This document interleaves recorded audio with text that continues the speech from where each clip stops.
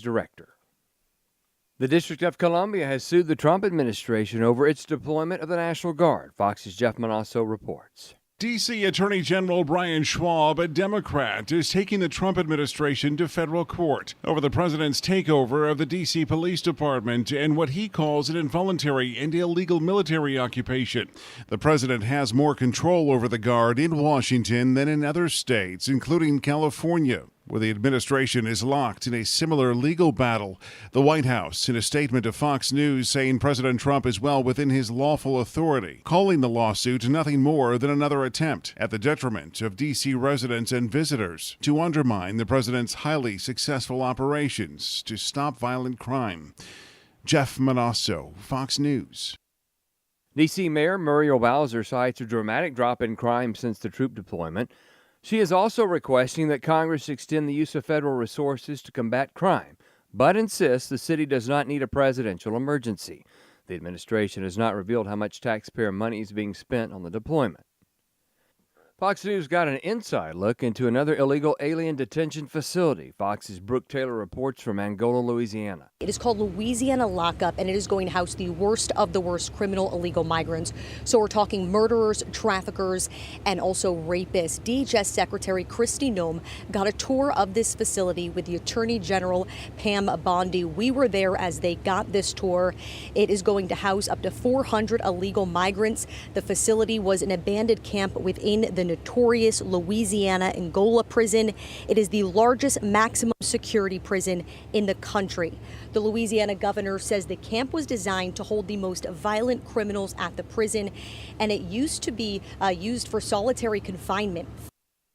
The new facility opening up as the Trump administration appeals a judge's order to shut down a Florida facility called Alligator Alcatraz. The judge said that the state and federal officials violated environmental laws by building the facility in the Everglades. The National Hurricane Center says the system in the eastern tropical Atlantic has become better organized. Conditions are favorable for further development, and a tropical depression is likely to form in the coming days. Fox Weather's Marissa Torres talks about the forecast models for the system's future track. Without any concrete organization, the models are a little bit scattered. This is a look at the American and the Euro in terms of those ensembles and where they put that low. And again, focusing on where it's highlighted, a little bit more clustered to start, but by the time we get into next week, you're talking about a week out. Fair game. Yeah. But I will say they are a little bit more clustered over the northern Caribbean islands. So, of course, I'd say Puerto Rico, the U.S. Virgin Islands. If you have a cruise, this should be on the radar. And in the Pacific Ocean, moisture from the tropical system known as Lorena will bring heavy rain to parts of Mexico. The southwest U.S. could get heavy rain with the potential for flash flooding in the coming days. Houston-based ConocoPhillips said yesterday it will cut 25% of its global workforce as part of a restructuring plan. The layoffs will affect both employees and contractors, according to the company. CEO Ryan Lance said rising costs were the main reason. See more at afn.net. At Wesley Biblical Seminary, we believe God is raising up a movement across our nation and around the world who hold fast to the inerrancy of Scripture and the hope of holiness. We do this through bachelor's, master's, and doctoral degrees, certificate programs, and even training for lay people. So whatever your next step is in being equipped for ministry, we're here for you. And if you believe these are the kind of pastors we need leading churches in the future, we invite you to think about giving to Wesley Biblical Seminary. Learn more about us at wbs.edu.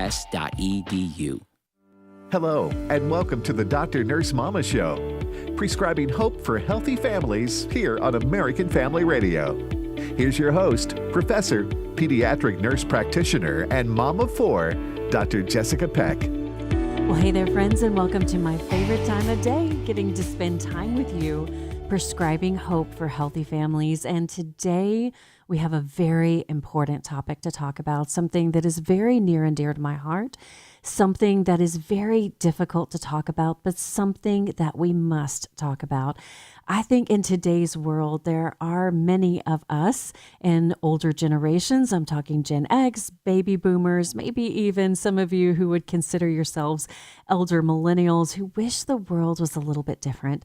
We look back to the ways that the world was. We view it as simpler and, just less complicated. But the truth is that The human heart has struggled throughout the course of history, and we can't make the world what it was. We have to face what it is. And one of those things that we really need to talk about, I want to give you a content advisory that today's conversation is going to address some sensitive issues, including abuse and suicide. But these are things that I am committed to talk about because they are happening in our world, and we do need to work to protect our children and to help those who have been impacted and help those find help and hope and healing. So I want to start off by saying that today, this is Suicide Prevention Month. September is, and if you know someone who's struggling, I want to make sure that you know about the National Suicide Prevention Lifeline.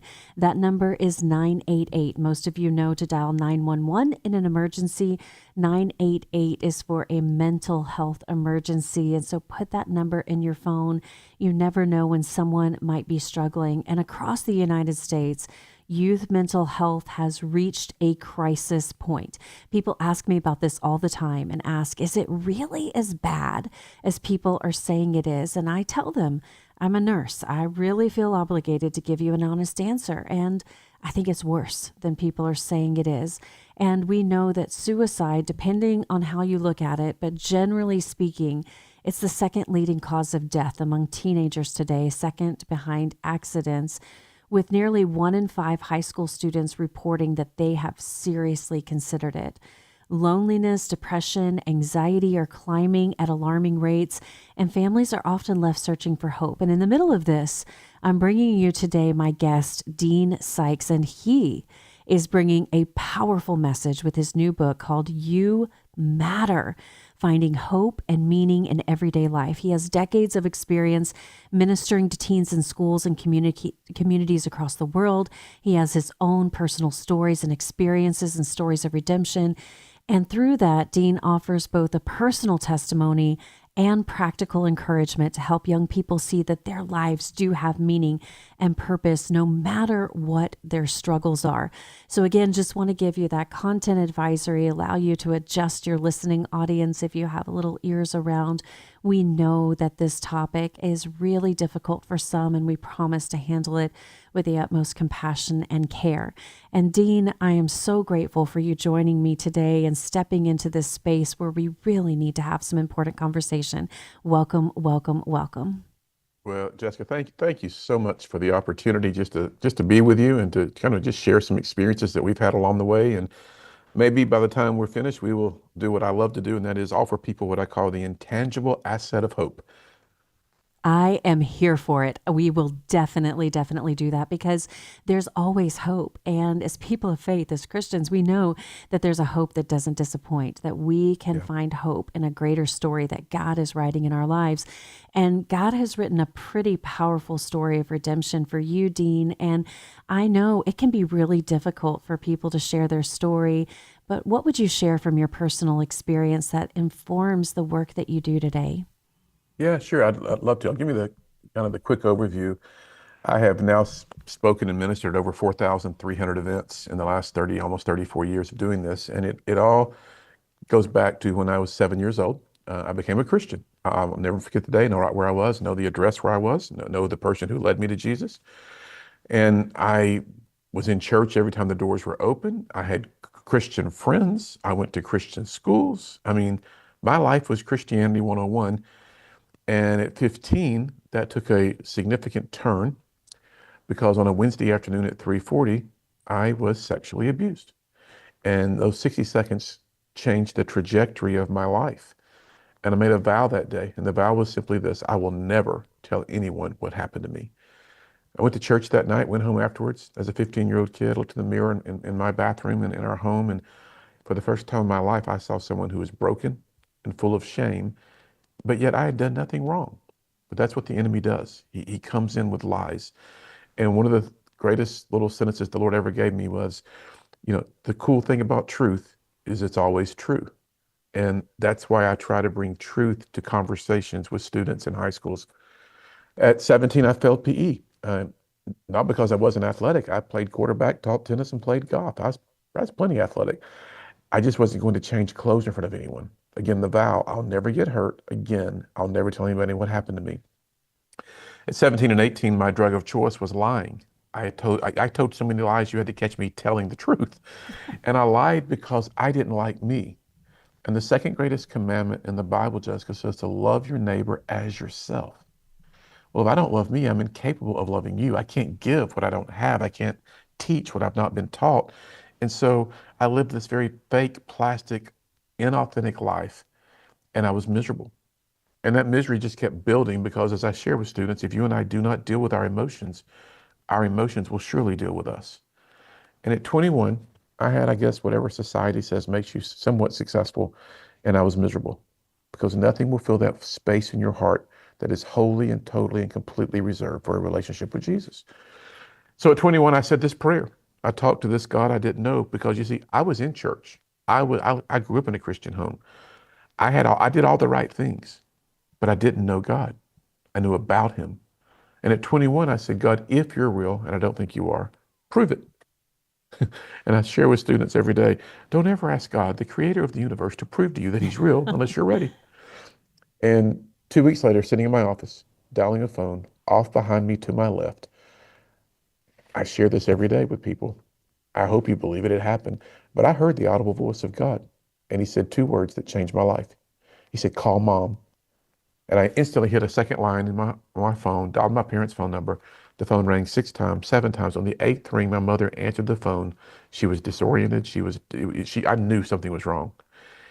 And I was about to know and learn that in that moment in time when God, who is so very real, spoke to me and said, call mom. And I did. And here's the touchy part. That my mother was attempting suicide. And I could hear the life leaving her body. I ran out of my office, jumped in my car, drove up Interstate 75, and I talked with God. And I didn't talk to him religiously. I spoke with him from just a real place of authenticity in my heart. And I said, I can't save my mom, but you can. I remember driving into my parents' neighborhood. From the outside in, their home looked fine. It was safe, secure, probably like where your listeners live. But from the inside out, my mom was dying. I've spoken with literally millions and millions of teenagers around the world. And from the outside in, they appear to have it all together. But from the inside out, they're in their own private wars. I got mom to the hospital that day. A doctor looked at my dad 45 minutes later and said, there's no medical reason to tell you what I'm getting ready to tell you. It's a, quote, miracle of God. Your wife made it. She's fine. You can go see her. Jessica, I heard miracle of God. I looked straight up to heaven and I went, you've got to be kidding. You're real?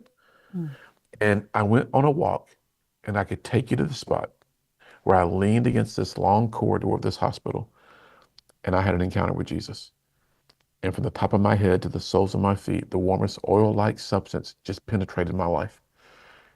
And I could hear, not an audible voice, but in my heart, I heard the still small voice say, I've called you.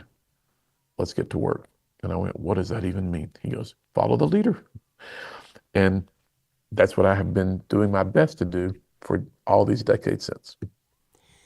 Dean, it's so difficult to find words to come after that kind of story. And you tell it so compellingly. And there's so many things that we can learn from that. But first of all, I'm just grateful. I'm really grateful for your courage and for your authenticity in sharing. And one thing that I want to stop and just pause on for just a moment, Dean, is that I think it's very, very difficult. It's a lot more difficult for men to come out with their stories of abuse. And, Agreed. girls, it's more societally understandable. It's acceptable. There's a different posture that's taken. There's a different kind of weight and stigma that comes with that. And just like you described, I mean, your life was Christianity 101. You didn't do anything wrong. You were completely innocent in this. And I would love for you just to take one moment to speak to men out there who may be carrying that secret burden still, using a drug of choice, as you phrased it, lying, perfectionism, self-destruction, alcohol, substances, whatever it is. What would you say to them about what you've learned and being able to sit here and share that so transparently? How would you encourage them to speak up, to share their story? Yeah, that's a great question. When I minister in churches on the weekends and I share my story and I give an invitation, and I see grown men literally walk down an altar with tears streaming down their face because they've come face to face with reality and they've realized that hurting people hurt others and that healed people help people get healed. You see, if you're broken as a teenager, you become a broken adult. And brokenness attracts brokenness, like health attracts health. And if two broken people become one flesh, what do they recreate but generational curses? So when I share that, it kind of the bells go off. And my thing to men who are listening, and I know they're listening, and that there's that pounding in the center of their chest right now. That's not my voice. That's God's voice, His prompting, saying to you, pay attention, because God loves us. And I asked God one day, I said, Lord, why did that happen to me? And I heard four words: good God, bad devil. The devil comes to steal, kill, and destroy. And when you come face to face with reality, Proverbs teaches us that open communication permits progress. I don't know if you want me to share right now, but whenever you want to, there was a real defining moment, Jessica, where everything changed and my life began to really get traction, and it changed. Well, I went 22 years without telling anyone that I'd been abused.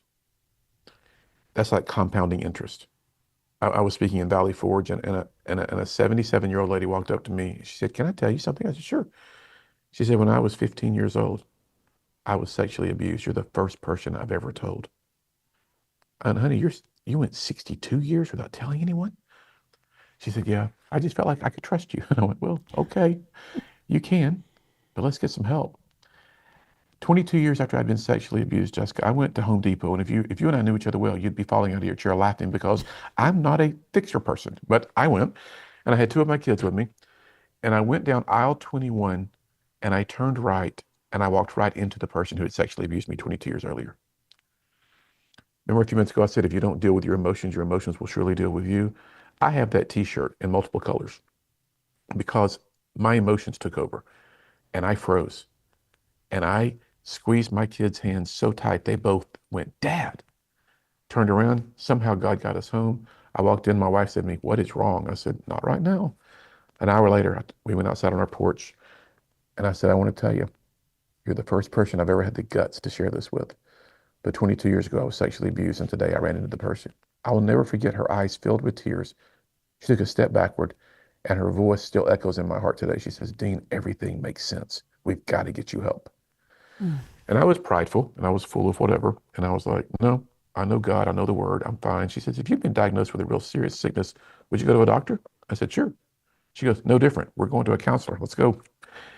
And fast forward, I got with a counselor, a Christian counselor, and he knew about our ministry. He knew a little bit about what I do in life. And he sat down with me and he said, "Dean, I don't want to talk about your ministry. I don't want to talk about your airplane. I don't want to talk about what you do, I don't want to know your results. I don't care, but I do care about you." And that was new to me. That was different. I said, "What would it look like?" He said, "Well, it would be a conversation." And the pride that was rampant inside of my heart, because I didn't want to get hurt. I didn't want to unpack what would be very painful. It was so vicious. But the word says that he whom the Son sets free is free indeed. And this very, very brilliant Christian counselor who had tremendous empathy and compassion said to me, "Let's just start talking." That conversation lasted 11 years. Oh, my goodness, Dean. So much more to unpack. We're up against our first break here, but you do not want to go away because you don't want to miss the help and the hope and the healing that is on the other side here. We'll be right back with more from Dean Sykes, author of the book, You Matter, Finding Hope and Meaning in Everyday Life. And I believe that we can do that with God's help. We'll see you in just a minute. Don't go away.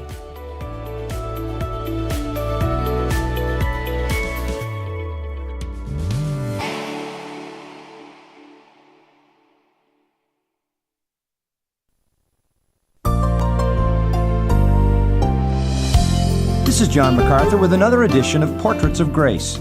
What brings you joy?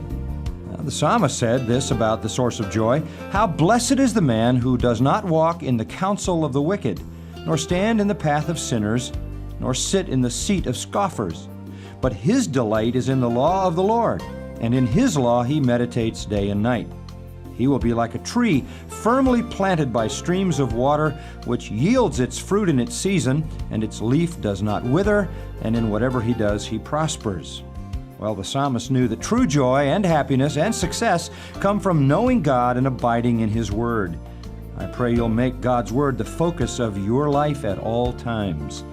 This is John MacArthur, looking forward to bringing you more Portraits of Grace.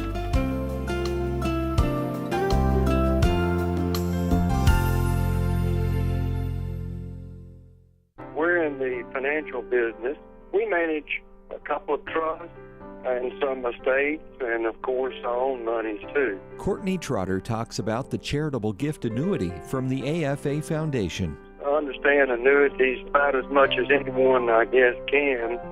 So I just felt that charitable gift annuity was a win-win situation for many people that still are generating income and still have assets, because you never know when you may have to draw down on something like that. And if you don't ever have to, then it's even a better gift to give to a really good foundation like AFA. A very solid investment, a good way to help do the Lord's work, and it's there to help us as well. Find out if the charitable gift annuity can work for you by calling the AFA Foundation at 800-326-4543, extension 345. As we share the gospel and encouragement in the Lord, we love to hear from our listeners. If you have an AFR story, now is your chance to tell it. The scripture that came to mind was, as iron sharpens iron, so a brother sharpens the countenance of another, and you guys sharpen me. If we've ever helped you, encouraged you, or brought a word at just the right time, we'd love to hear about it. Dial 877-876-8893 and leave a minute or two voicemail. That's 877-876-8893. We have been so grateful through the years for the fact that you spread Jesus everywhere. Tell us your AFR story. You might hear yourself on the air during Fall Share-a-thon, October 7th through 9th. We're collecting AFR listener stories, and we'd love to hear yours. That number again is 877-876-8893. And thanks for being a part of American Family Radio. In the valley of the shadow, I got a feeling it's season that'll make me grow. I'm still breathing, I got praise in my lungs, and a choir in my soul can't steal my joy.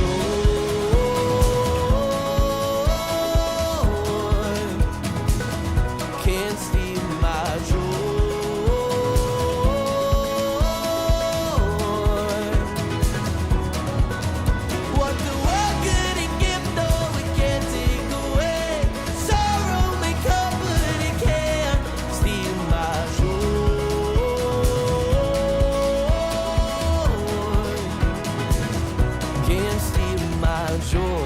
Welcome back, friends. That is Can't Steal My Joy by Josiah Queen featuring Brandon Lake. And listen, that can be a really upbeat song, and you think Can't Steal My Joy? If you really mean it, that's a lot easier said than done, because there are things in this world that are trying to steal our joy. We know God told us that Satan comes to steal, to kill, and to destroy. And he is doing that masterfully. I want to give a content advisory, remind you today we're talking about some sensitive issues, including abuse and suicide. Listener discretion is advised, but we do want to talk about this. We need to talk about this, especially in church circles, and especially in communities of faith. And I'm really concerned about the intersection of technology and teen mental health. It's making headlines once again. And recently, just in this last week, I've been following the story of the parents of a young person who have filed a lawsuit against OpenAI. And what they say is that they allege that their child died by suicide following very troubling interactions with an AI chat box, a chatbot. And this is happening. This case is still unfolding, but it highlights deep vulnerability that many young people feel.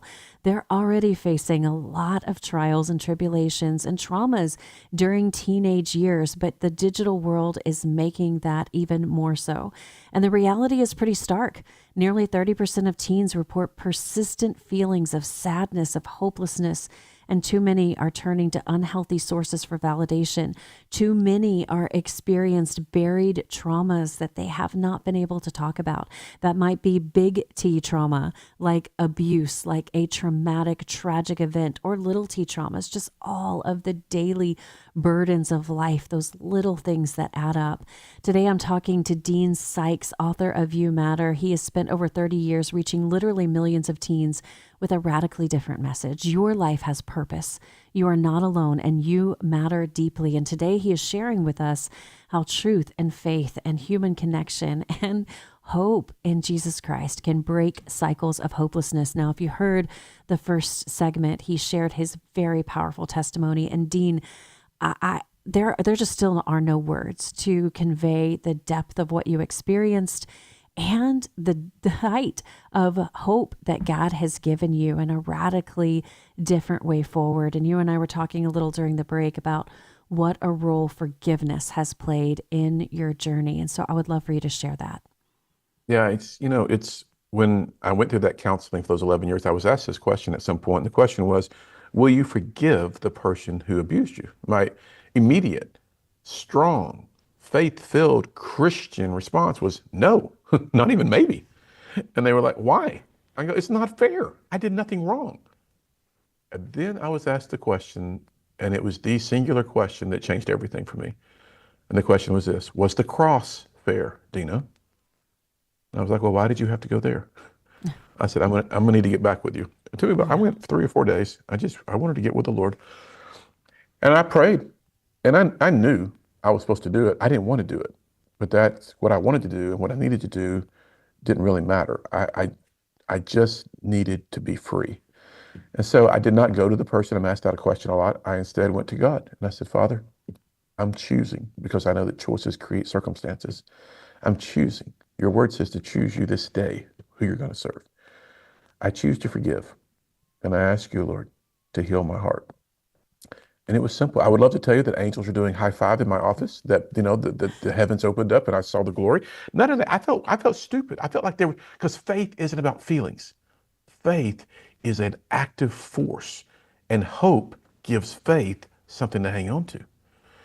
And I would just keep saying it. Lord, I thank you that I'm free. I thank you, Father, that I forgive this person. And one day, Jessica, I woke up, and the freedom that had hit my heart was unlike anything I had before ever experienced. And I could be in an arena with 15,000 students right now, and the person who sexually abused me when I was 15 years old could walk down to the front of that arena, sit on the front row, and it would not faze me in the least, because I'm free. You mentioned something about social media. Yeah. And, the average teenager will spend 9 hours a day on their device, which is staggering. In America today, every day in America, 5,600 teenagers attempt suicide. That means nothing to most people because they can't get their mind around it. Let me give you a visual. In an arena that seats 12,000 people, that arena would fill up every 2.5 days with teenagers who in the previous 60 hours bought the lie. And I see teenagers every day in schools. They come up to me and they go, hey, I watch your videos. And I go, thank you, please continue. In the last 26 months, we've had 162 million views of our videos on social media. Now, I say that only to say this. I didn't say we had likes. I said views. And here's the message to parents and their kids. If you're still counting your likes, you have no idea how much you're loved. Oh, that's good. You cannot live your life on the perception of other people. It'll destroy you. It absolutely will. I will never forget, Dean, when I did a suicide prevention event in my community. And as these hundreds and hundreds of teenagers walked in, I gave them a Post-it note and I asked them a question and asked them to write the answer on the Post-it note. I said, what do you see on social media that your parents don't know about? And so they wrote their answer down and they went and put their sticky note on a wall. And of course, the parents run over it. They think they're going to see pornography, abuse, cyberbullying, all of these things. But Dean, I was stunned. I was absolutely shaken to my core because as I started to walk down that wall, there was one word on 90% of those Post-it notes, one word, and that word was perfection. And I think we cannot understand what it's like to live in the fishbowl that they live in, to live in the constant pressure, and to have that teen developmental brain where they can't really envision the future. And especially in communities of faith, Dean, teens will experience things like you did, experiencing abuse that you may not even have the vocabulary to describe. You don't even know really what happened to you. You just know the shame that falls down on you when it happens, and you don't have the words to even describe it. Or you may experience any number of traumas, your parents fighting, getting divorced, or mental illness or substance abuse, like that was in my home behind closed doors. And I think that it's really difficult for parents to think that it might be my teenager who's thinking this, because parents think this, oh, not my teen. My teen wouldn't think that. My teen wouldn't do that. But Dean, I have sat beside so many families who have been blindsided by that, blindsided by the tragedy of suicide. How do we start to change the conversation and actually talk about this in a way that is healthy and helpful?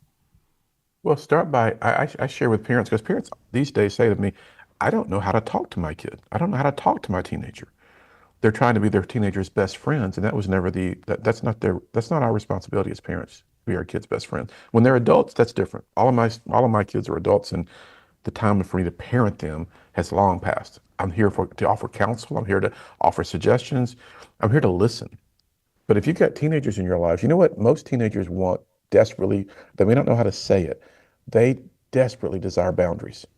Because absent boundaries, we taught our kids that with every privilege there comes a corresponding responsibility. You know, the very first time I spoke in a convention was in 1993, and I asked this question of the 600 kids who were there: how many of you have a cell phone? Of the 600 there in 1993, 3 had phones. That means 597 did not. Today, I was in a school just a couple of days ago. I don't know how many were there, but I mean, the place was packed. Every kid there raised their hand. They had a phone. So parents have to understand that just because you give your child a phone and go, hey, enjoy life. I have a friend who had a youth pastor buddy who said, everyone come in on a Wednesday night. When you get here, there's a big screen there. We have a cable. We're going to plug your phone in, and we're going to see everywhere your history has taken you, where you've gone on your phone in the last 7 days. Every teenager in that youth group said, you're not seeing my phone except one, which told them everything they needed to know, because there's no accountability. So I encourage parents, start with just asking questions. If you don't know what questions to ask, here's a simple one. What was your high today? What was your low today? Start there. What made it so great? What made it so challenging? I wasn't really asked those questions a lot as a kid, and the most terrifying, traumatic 25 minutes of my day, Monday through Friday, were the 25 minutes we had lunch at school. Because trauma is what happened to a person that should have never happened, but conversely, trauma is what did not happen that should have happened. And a lot of students I encounter on the road every day are living life with traumatic moments that they've just tucked away, and again, not dealing with it. So I encourage parents to get engaged. If you've got a teenager and all you ever hear is everything's great, there are no issues, everything's fun, you better start digging, because it's not.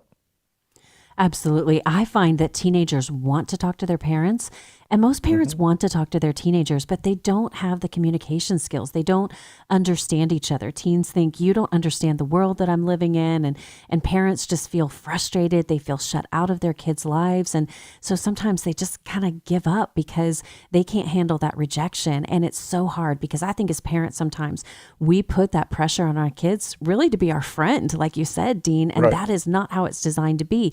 Or we want them to give us that immediate feedback, that immediate gratification loop. Like, I need you to do everything well, to be happy, to, have your life going well, because that's going to make me feel like I'm parenting you well. And I need to feel like I'm parenting you well. And we need to just sit in some of those uncomfortable spaces and communicate the message that, hey, what happened to you was not your fault, but how you heal from it is your responsibility. And we have to pick that up as parents too, because if we don't heal our own hurts, they become our kids' burdens to bear. And we see that generational trauma impacting us physiologically, even impacting the way that our DNA is read and transcribed to pass trauma on from generation to generation. But God He is the author and perfecter of our faith, and He is the creator of our bodies, and He created it so that trauma could be healed too. That could be reversed. And you talked about your go ahead. You have something to add to that. Well, I was just going to say that if teenagers today do not feel seen or do not feel heard, they buy the lie that their life does not matter, and that takes them down this trajectory, this path of feeling hopeless. And the word's very clear: without a vision, people perish. Show me a visionless person, I'll show you someone on a track they do not want to be on. So I encourage students, maybe you don't see anybody doing the one thing that you want to do, as long as what you want to do is legal, ethical, and moral. Maybe you don't see that one person doing it because we're all waiting on you to go do it.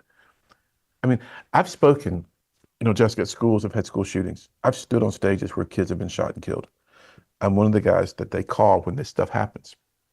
And I've seen trauma, I've seen death, I've seen just unimaginable pain, but I've also seen rising from those ashes victory. I've seen people grab hold of truth. And I think that's kind of what I wanted to just share with your audience, is that no matter what you've experienced, no matter what you might even today be presently going through, it doesn't last forever. Every season has a beginning, a middle, and an end. And if you can keep the hope alive, if you can keep focused on who is the hope of glory, if you can know, people say to me, Dean, you don't know me, you don't know what I did last night. And you have the audacity to say to me with such great confidence that I matter. Because everywhere I go, I end everything I do with these sentences. God created you on purpose, with purpose, and for purpose. And then I tell them why they're breathing, because they look at me and they go, why? And I take them to Job 33, verse 4. 16 words in that one verse changed me again. And it says this, the Spirit of God made you, and the breath of the Almighty gives you life. There's one and only one reason that you matter. It's not your GPA. It's not how much money your parents make. It's not the car you drive. It's not your athletic ability. It's not your theatrical ability. It's none of that. Those are your gifts. There's one reason your life matters, and it's a two-word answer. Here it is. You're breathing. That's why you matter. The Spirit of God made you, and His breath gives you life. God's never made a mistake. He did not create you and go, oops, Jesus, get over here. You will not believe what I just did. I missed this one.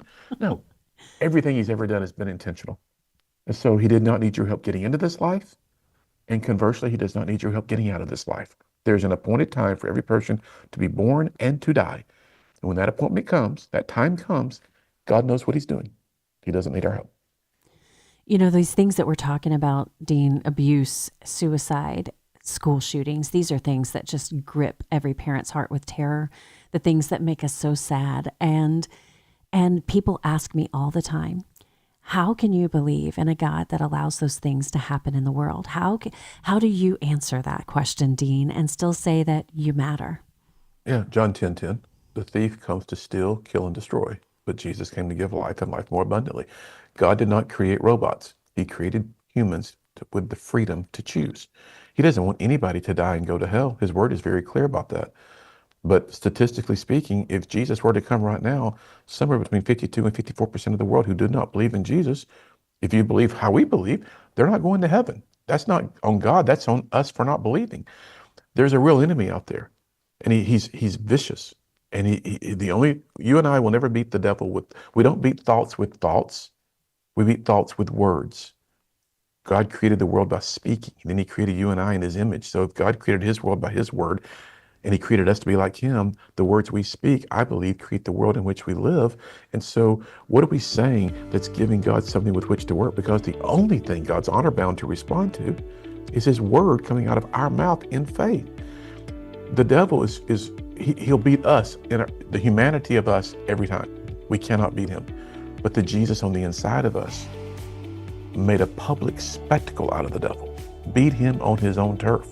He is a defeated foe. But we have to come into a place of alignment, I believe, with what God has done for us through Jesus. And we'll pick up that conversation. We're going to talk about that after this next break, about oversimplifying it, because I think that's the grace of God in making things simple for us. We'll be right back with more from Dean Sykes and You Matter. Don't go away.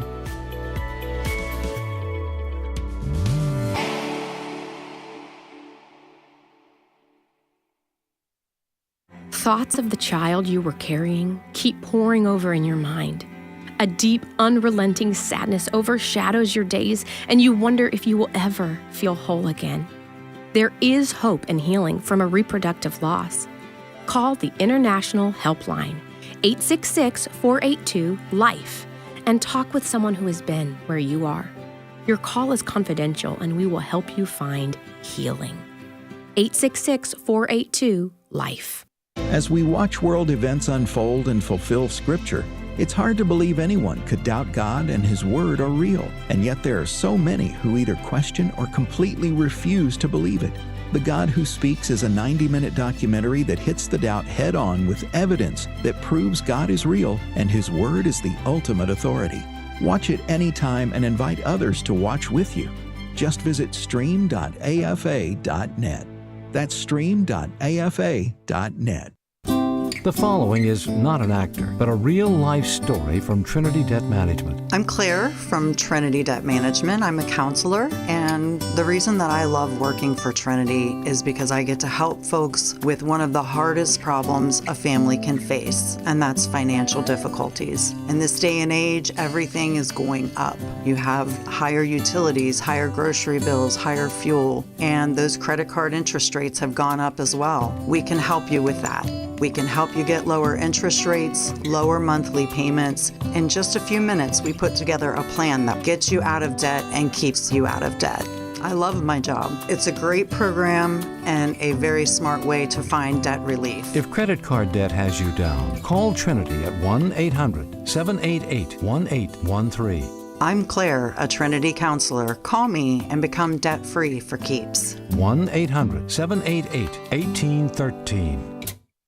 After taking the morning after pill, this mom immediately felt sick and nauseous as she tried to end her pregnancy. While searching for medical care, she found a preborn network clinic where she hoped to rule out that she was pregnant. I had an ultrasound done right then and there. After hearing the baby's heartbeat, I instantly thanked God and said, "May your will be done, Lord." I'm 7 months pregnant now. I thank God every day for my little miracle. Preborn is the largest provider of free ultrasounds in the country, introducing moms to the life growing inside of them and sharing the gospel in action. When a mother meets her baby on ultrasound and hears their heartbeat, she'll choose life 80% of the time. To learn more, dial pound 250 and say the keyword baby. That's pound 250 baby. Or visit preborn.com/AFR. That's preborn.com/AFR. All gifts are tax deductible. Your love can save a life. Nobody loves me like you love me, Jesus. I stand in awe of your amazing ways. I worship you as long as I am breathing. God, you're faithful and true. Nobody loves me like you. Welcome back, friends. That's Nobody Loves Me Like You by Chris Tomlin. And that may be a message that some of you need to hear today.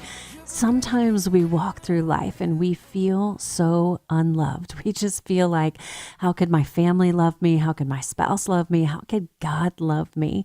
Maybe that's because of the choices you've made. Maybe that's because of the choices other people have made that have been completely not your fault, that have hurt you, and you've experienced trauma and you're carrying that. I want to give another reminder for a content advisory for today's show. We are talking about some pretty deep issues of abuse, of suicide, of self-harm. And if this topic is difficult for you, please know that help is available by calling the National Suicide Hotline 988. I want to make sure you have that number in your phone and you have the opportunity to adjust your listening audience. And on the hearts of everyone collectively, in our collective consciousness, in our communities, every parent, every teacher, every mentor, every pastor is aware that something is very deeply broken in the lives of too many people today, especially our young people. The Surgeon General has declared youth mental health a national crisis, and there are skyrocketing levels of depression, anxiety. Suicide is the second leading cause of death among young people, but behind those statistics are very real people.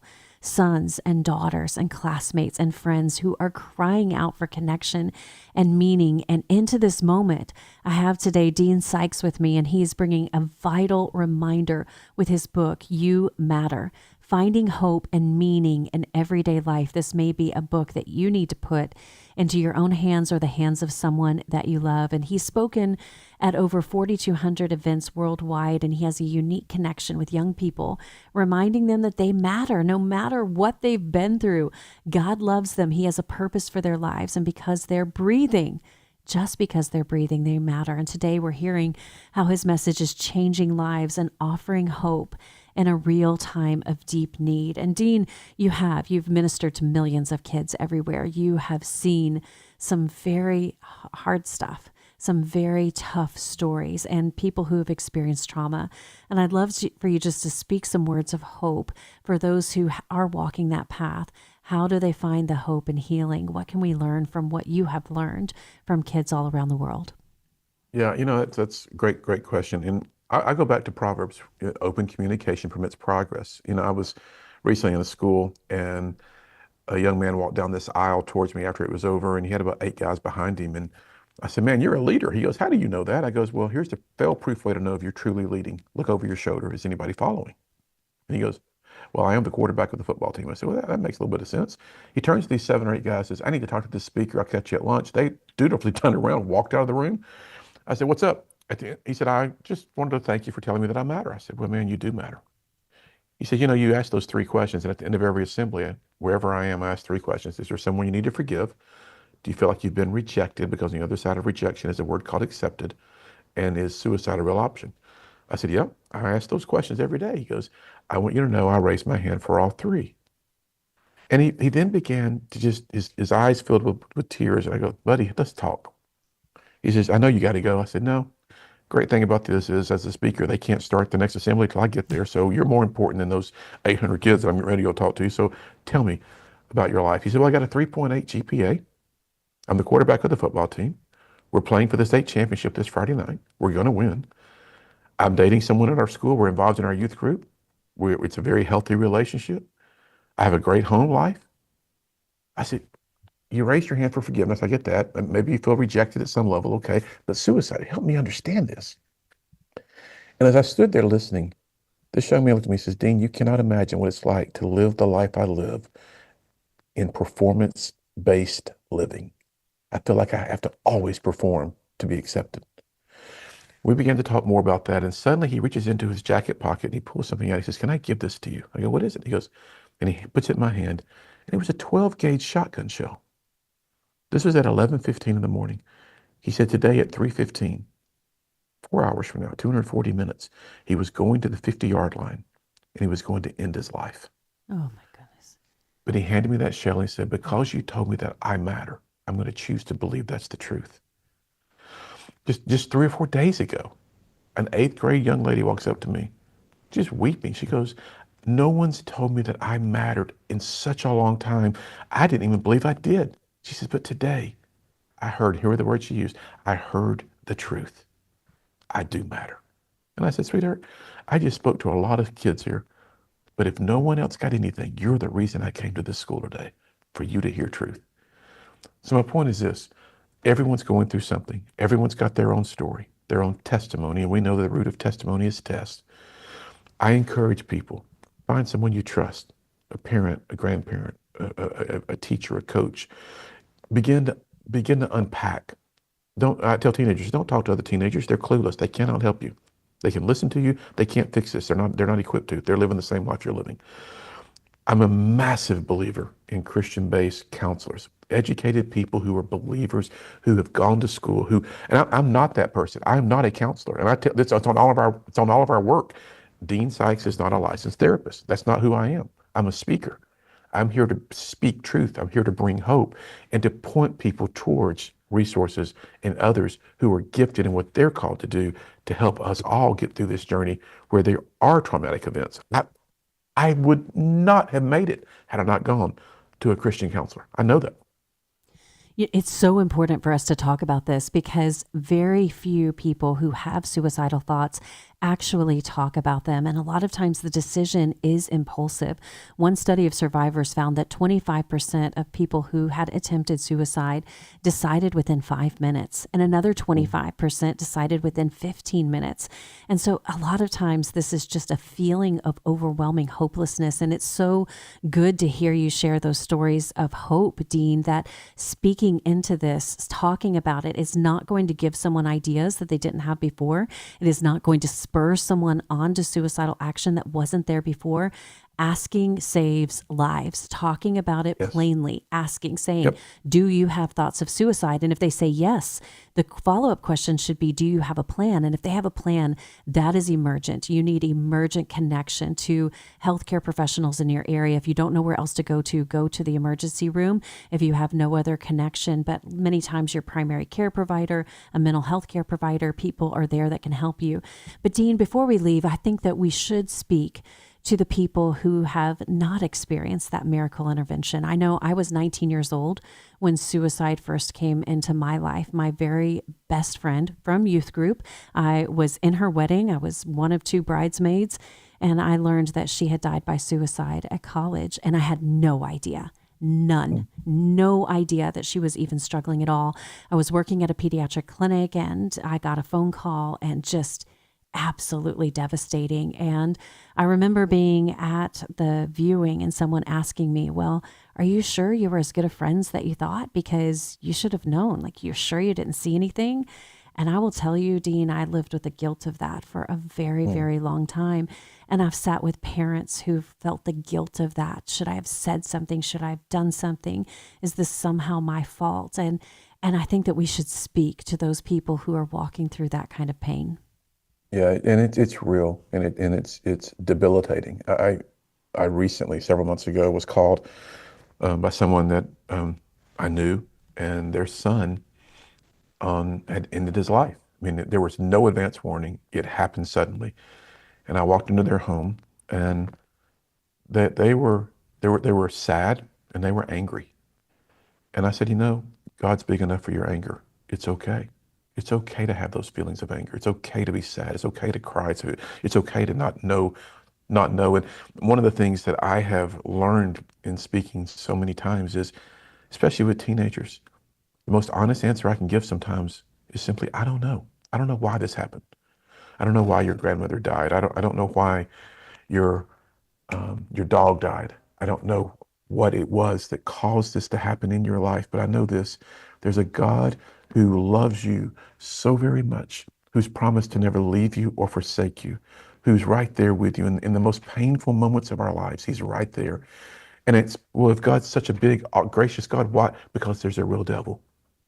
And it's just that simple. And my mission in life is to help eradicate hopelessness and to help end teenage suicide. Because we've had 156,000 students not in their life after hearing our message that we know about, that were planning it. Praise the Lord. And that's 156,000 destinies walking the earth today. And I just think that if we can keep the lines of communication open, and I want to say this too, Jessica, there's a ton of teenagers out there who are just knocking it out of the park, who are doing great things. And just because a person gets in a journey where suicide or depression or hopelessness takes over for a season, that doesn't have to define your life. I mean, I'm a walking example of that. It could have been my crutch the rest of my life, and I would have never been doing what I get to do today. Or I could have turned it into the platform. And I think that's the message, is what you overcome in life oftentimes will become the platform God gives you. I never thought I'd be speaking about this. I was going into politics. I mean, this was never where I was heading. But God, and those 2 little words, but God, have a lot of power. Yeah. Those are my favorite words in the history of ever. And I mean, many are the plans in a man's heart, right? But it is the Lord who determines his steps. And I'm convinced, Dean, that God's ways are higher than our ways. His thoughts are higher than our thoughts. And there's so many times that I think of the traumas that I've been through in my life, and the broken relationships and the addiction and the generational, curses that are there. And I would ask the Lord, why me? Why does this have to happen? And I look back and I think, Dean, I'm finally at the place in my life where I think I wouldn't change it. I wouldn't change it, because those are the things that have brought me to the Lord. Those are the things that have opened up a platform for me to be able to share help and hope with others that are hurting. I don't want a Stepford Wives kind of life. I don't want this Truman Show kind of reality. I know that we live in a broken world, but God, exactly. And that comes from the story of Joseph, who was abused by his brothers, who was sold into captivity. And he says, what you intended for evil, but God is going to use to bring deliverance, but God meant it for good. but God meant it for good. And I think that so many times when I think back to things I've experienced and I think, okay, but God meant it for good. God didn't cause that evil to happen, but he will use it for my good and for his glory. I would love to know, Dean, more about, I'm sure there's people listening who are thinking, how can I get in touch with this guy, learn more about his ministry? I need to know more. This is a message that I need to bring to my youth ministry, to my school, to my kids at home and my family, or to my own self. Where can we learn more and get more resources and learn more about what you're doing? Sure. The best way is our website, YouMatter, just youmatter.us. That has everything that we have to offer. And what's interesting, how God set our ministry up is we never charge anybody for our ministry. When I travel and speak, there's no fees involved. We just go and God takes care of it. I don't worry about it. We give a devotional. You can download it at no cost. It's a daily devotion. It's a daily devotional that I wrote that we want teenagers to have it, called Hope 365. And then the You Matter book, the easiest way, just Amazon. You can just search You Matter Dean and it'll show up. Or it's also on our youmatter.us site. So we have a lot of resources. Dean Sykes on all of our social media platforms. We're just all about, saying to people, we don't have all the answers, and I miss it every day. But I know how to get the answers. I know where they are. And on this subject, that Paul was very clear. He said, "This one thing I do, I press forward to the call to the prize." It was all singular. I believe when you're in your singular calling, all of your gifts work together for the successful accomplishment of that one thing God has put you on the earth to do. And everyone listening today has a calling, and you have gifts. My suggestion is go figure out what that is and get busy, because there's a dying world out there who needs your involvement. Because you matter. Because you matter. That's it. You get it. I get it. Well, Dean, thank you so much for the courage in sharing your story, for the help and the hope that you have shared. I just feel like there are so many things that happen in this world. Suicide is one of those that our hearts just grieve over. But I take comfort in the word of God that we do not grieve as people who have no hope. We do have hope. And I do believe that God created every human being. He loves people more than anything. And I think of the scripture that he who did not spare his own son, but gave him up for us all, how will he not also, along with those, graciously give us all things? He will give you the grace, the courage, the strength that you need to face the trials of today and of tomorrow. Once again, the book is called You Matter, Finding Hope and Meaning in Everyday Life. And in this resource, Dean helps you break free from hopelessness, recognize where your value comes from, find a firm foundation of self-worth and confidence, and find meaning and purpose in your everyday life. And listen, friends, wherever you are in this journey, I pray every day that the Lord will bless you and keep you and make his face to shine upon you and be gracious to you, and that he will give you peace. For God has not given us a spirit of fear, but of power and love and a sound mind. And I pray that those things will flood your day. And I will see you right back here tomorrow for an Ask Dr. Nurse Mama Friday, where we'll talk more about 52 habits for healthy families. God bless you.